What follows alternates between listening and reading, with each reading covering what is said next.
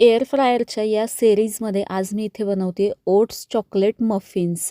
अगदी झटपट होतात. मिक्सरच्या भांड्यामध्ये 1 कप ओट्स घ्यायचे आहेत. त्यामध्ये थोडेसे बदाम घालायचे आहेत 7 ते 8 आणि पाव कप कोको पावडर, पाऊण कप इथे मी गूळ पावडर घातली आहे, 1 टीस्पून बेकिंग पावडर, अर्धा टीस्पून बेकिंग सोडा घालायचा आहे. हे मिक्सरला फिरवून घ्यायचं आहे. तोपर्यंत 5 मिनिटे मी इथे एअर फ्रायर प्रीहीट करून घेतला. आता या मिश्रणामध्ये 1 कप दही घालायचं, चिमटभर मीठ घालायचं आणि अर्धा कपला थोडंसं कमी इथे मी बटर मेल्ट करून घातलं आहे.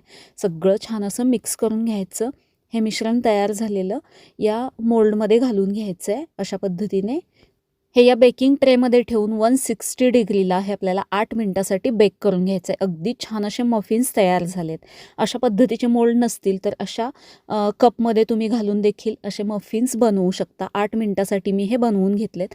8 मिनटामध्ये अगदी मस्त असे मफिन्स तयार होतात. अप्रतिम असे होतात. बनवून बघा. धन्यवाद.